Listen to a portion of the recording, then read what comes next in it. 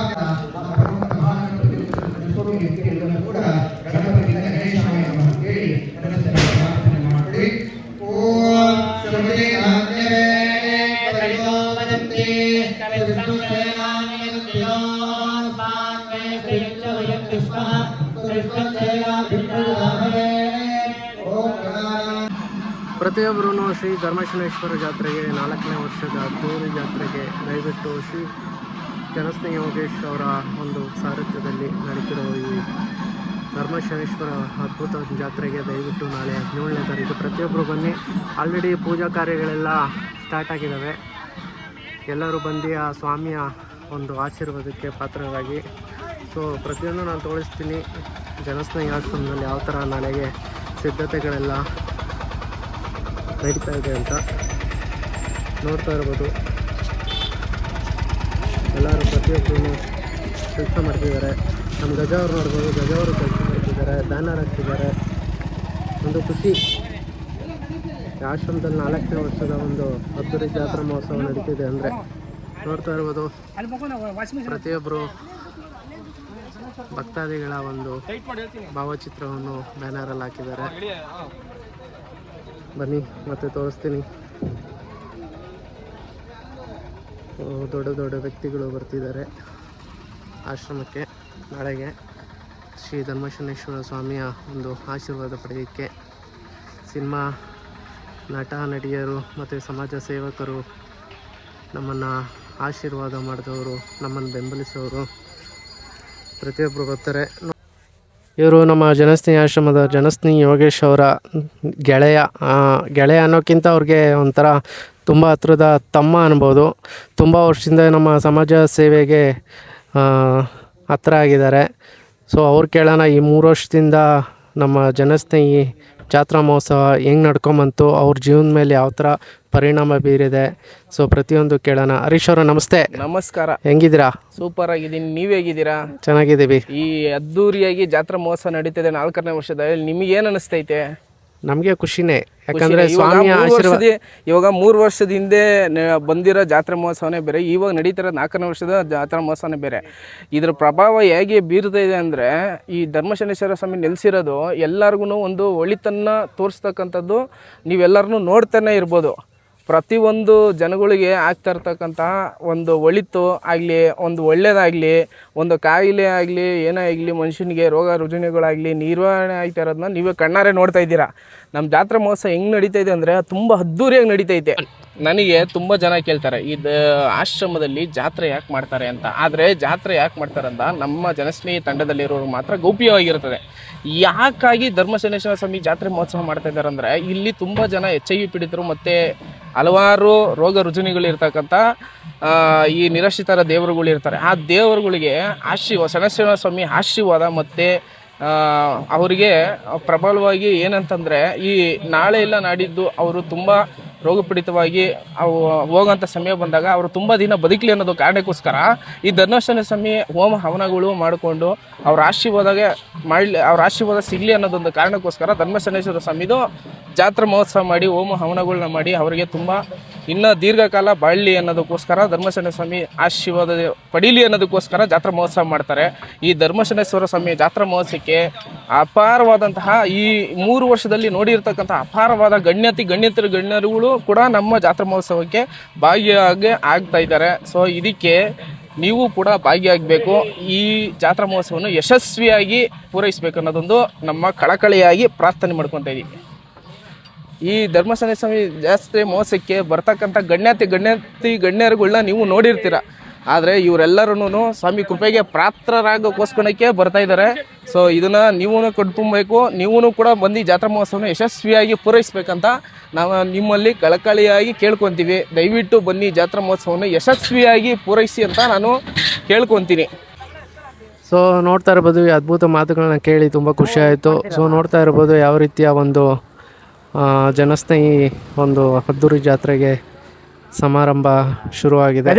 So ಇದೇ ಸಂದರ್ಭದಲ್ಲಿ ನಾವು ಇನ್ನೊಬ್ಬರನ್ನ ಮಾತಾಡ್ಸೋಣ. ಅವರು ನಮ್ಮ ಆಶ್ರಮಕ್ಕೆ ಒಂಥರ ಬೆನ್ನೆಲುಬು ಇದ್ದಂಗೆ, ಅತಿಕ್ ಅವರು ಅಂತ. ಅತಿಕ್ ಅವರೇ ನಮಸ್ತೆ. ನಮಸ್ಕಾರ. ಹೆಂಗಿದ್ದೀರಾ? ಚೆನ್ನಾಗಿದ್ದೀನಿ. ಏನನ್ಸುತ್ತೆ ನಿಮಗೆ ಈ ಥರ ಎಲ್ಲ ಒಂದು ವಿಜೃಂಭಣೆಯಿಂದ ಮಾಡ್ತಾ ಇರೋ ಒಂದು ಜನಸ್ನೇಹಿ ಆಶ್ರಮದ ಜಾತ್ರೆ ನೋಡಿ? ನೀವು ಎಷ್ಟೊತ್ತಿಂದ ಜನಸ್ನೇಹಿ ಯೋಗೇಶ್ ಅವ್ರನ್ನ ನೋಡ್ತಾ ಇದ್ದೀರಾ? ಅವ್ರ ಬಗ್ಗೆ ಏನು ಹೇಳೋಕ್ಕೆ ಇಷ್ಟಪಡ್ತೀರಾ? ಅಂದರೆ ಅವ್ರನ್ನ ತುಂಬ ವರ್ಷದಿಂದ ನೋಡ್ತಾ ಇದ್ದೆ ಇನ್ಸ್ಟಾಗ್ರಾಮಲ್ಲಿ ಇರೋನು. ಅವ್ರು ನನಗೆ ಪರಿಚಯ ಒಂದು 3-4 ವರ್ಷ ಆಯಿತು. ಅವಾಗಿಂದ ಅವ್ರು ಹೆಂಗೆ ಅಂದರೆ ಫ್ರೆಂಡ್ಸು ಅನ್ನೋದಕ್ಕಿಂತ ಅಣ್ಣ ತಮ್ಮದಿರ್ಕಿಂತ ಹೆಚ್ಚಾಗಿ ನೋಡ್ತಾರೆ ನಮ್ಮನ್ನೆಲ್ಲರೂ.